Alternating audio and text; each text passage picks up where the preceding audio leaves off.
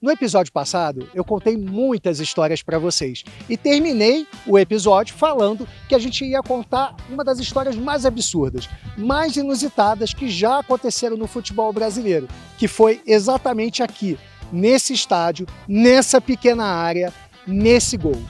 Então, eu convido vocês para me acompanharem em mais um episódio do Resgatando Juiz de Fora, em que a gente está resgatando as memórias do Tupi Futebol Clube. Só que antes de abordar essa história, eu fui resgatar outras memórias com um personagem importante da história do Tupi. O Wellington Fajardo foi um técnico vitorioso no Carijó. Ele jogou em time grande. Depois que veio para a JF, se apaixonou pela cidade. Aí o Zico mandou direto para Wellington. Ponte voltou no Walter, mandou direto, foi na Wellington e abraçou. Fui criado em São João do Pomuceno, nasci em Leopoldina, então assim... cedo eu fui para Belo Horizonte, joguei 9 anos no América, 3 no Cruzeiro, Vila Nova de Goiás, São José, América São José do Rio Preto, enfim. No final da carreira, já no finalzinho mesmo, eu fui jogar no Manchester, que na verdade era a fusão do Sport Tupinambás e Tupi. Então assim, aí eu já terminei aqui já com muita contusão e tudo, não consegui jogar aqui. Na verdade eu joguei 3 partidas no Campeonato Mineiro. E com muita contusão, cirurgia no joelho e tal, e acabei terminando a minha carreira ficando por aqui.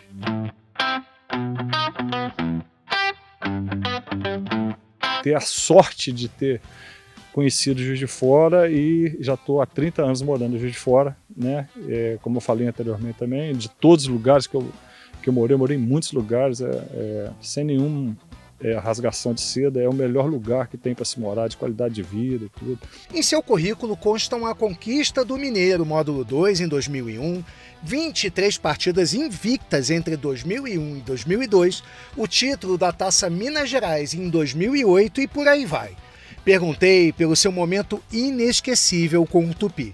Não tem como não ser a vitória da primeira partida em Belo Horizonte no Independência sobre o América, da final da Taça Minas, onde nós fomos campeões, né?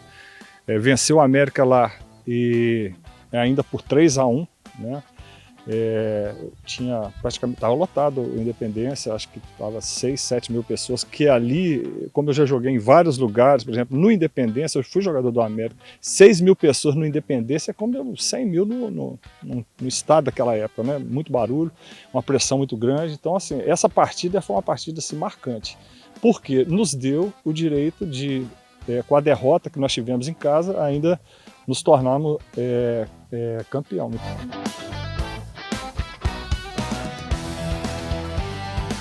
Então foi, inclusive, primeiro título do Tupi na primeira divisão. Quer dizer, o Tupi só tinha sido campeão no módulo 2. Então, assim, isso aí marcou muito, que deu ao Tupi a chance de disputar uma Copa do Brasil, né, no ano de 2009. Então, assim, a partida marcante foi esse jogo. Lembra como se fosse hoje, né, a gente, com um jogador a menos, nós tivemos um jogador Sidney expulso no finalzinho do primeiro tempo. Já estava 3-0 para nós no primeiro tempo. E conseguimos vir com aquele resultado de 3-1 e aqui foi uma festa aqui, né?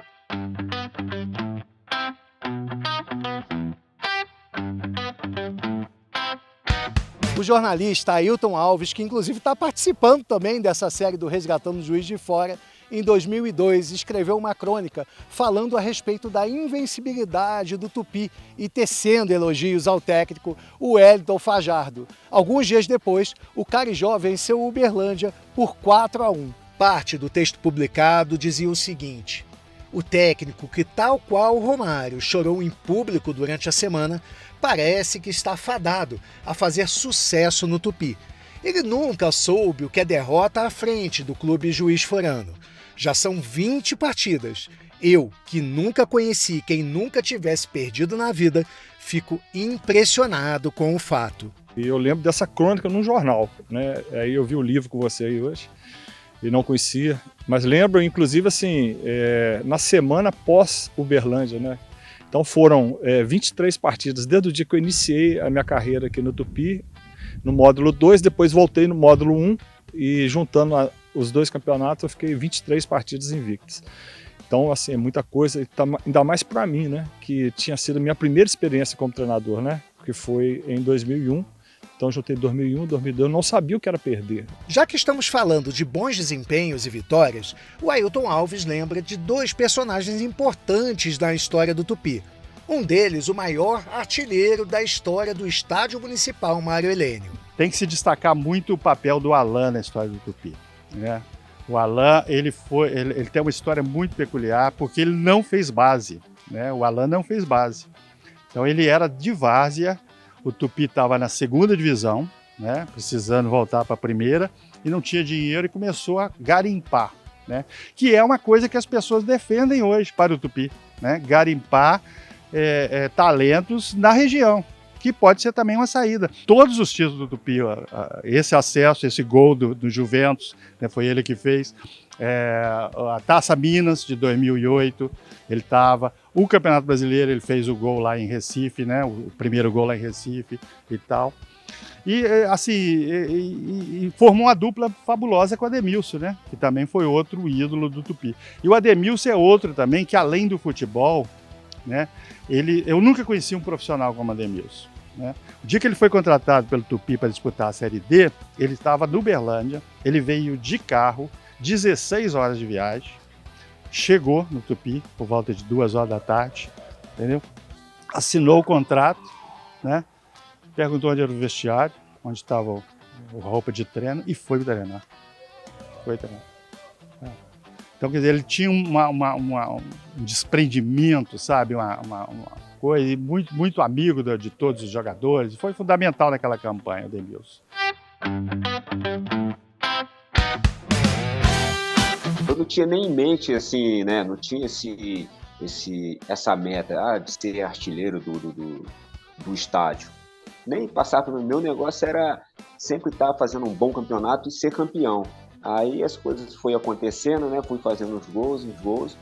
Aí na época eu lembro quem me falou foi o Marco Aurélio. Na época ele trabalhava, acho que na Rádio Globo, junto com o Ricardo Wagner, inclusive.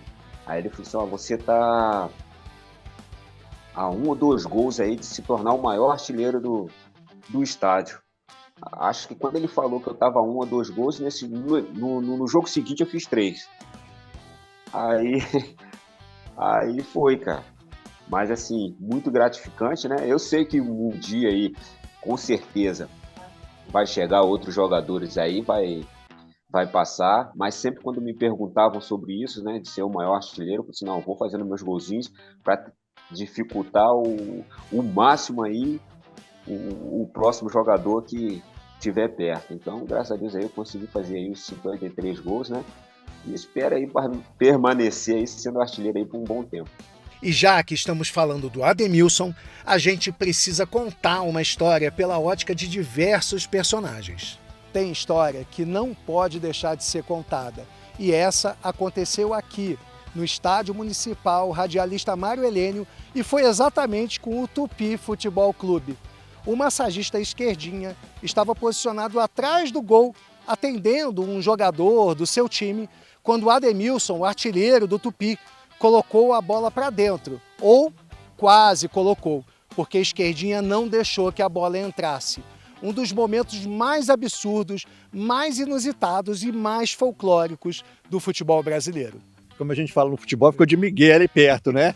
Da trave, esperando talvez uma oportunidade para interceder. E quando ele conseguiu evitar o gol do Ademilson, ele saiu em disparada, como diz na polícia militar, em desabalada carreira, rumo ao vestiário. E conseguiu pular as placas, aí caiu parte do material dele, ele foi para o vestiário, só não apanhou porque o subtenente da polícia militar que fazia a proteção do vestiário conseguiu segurar a torcida e ele entrou no vestiário, depois saiu escondido dentro da mala de roupas, né, do container. Entrou no ônibus dentro de um container onde você guarda as roupas e o material.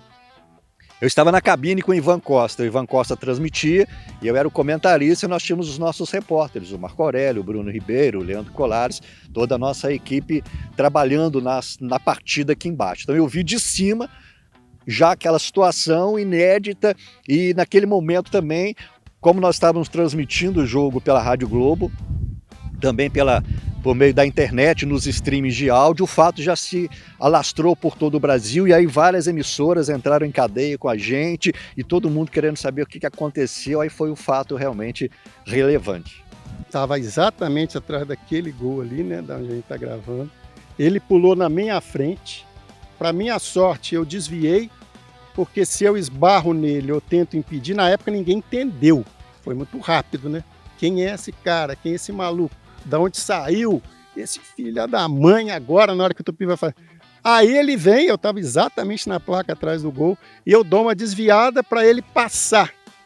O que depois, né? A história está ao meu lado, está me dando razão. Porque se ele cai, ou se eu resolvo fazer uma baixaria com ele, ele certamente apanharia, o Tupi perderia os pontos, ia ser execrado na mídia nacional, né? Felizmente, ele foi para o vestiário, se escondeu, dizem que numa sexta.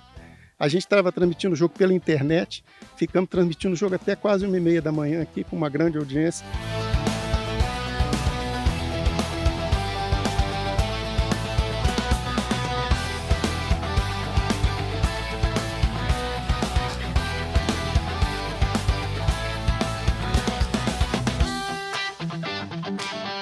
O Bruno Ribeiro nasceu com uma má formação interna nos olhos. Ele possui menos de 20% da visão que uma pessoa que enxerga normalmente tem.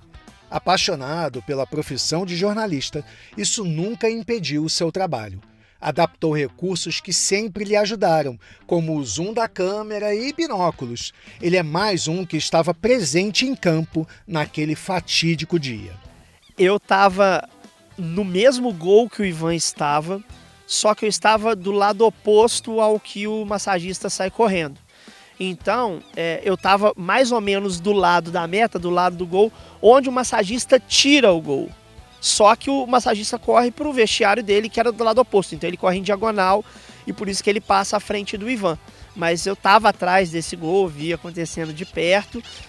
E assim, a história minha marcante naquele dia é que assim, aquilo era ali um 7 de setembro, era um feriado. E eu estava cobrindo para a Rádio Globo desde cedo os desfiles militares.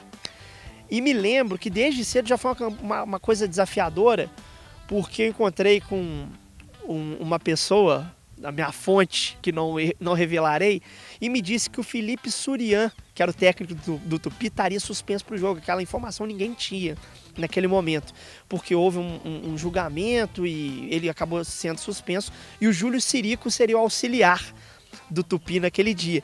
Então a tarde já começou caótica, porque a gente traz essa informação em primeira mão na Rádio Globo, e a gente não imaginava o que viria pela frente, né?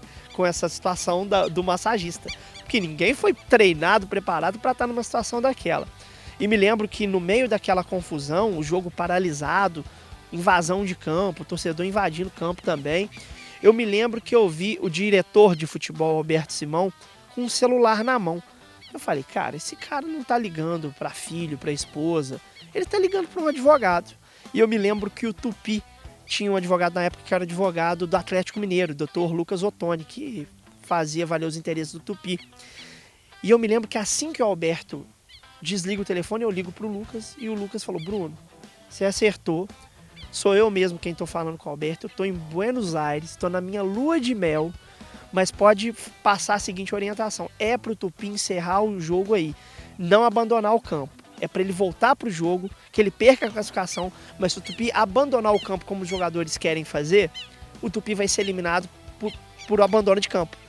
E eu me lembro que a gente deu essa informação no rádio, foi o que efetivamente aconteceu.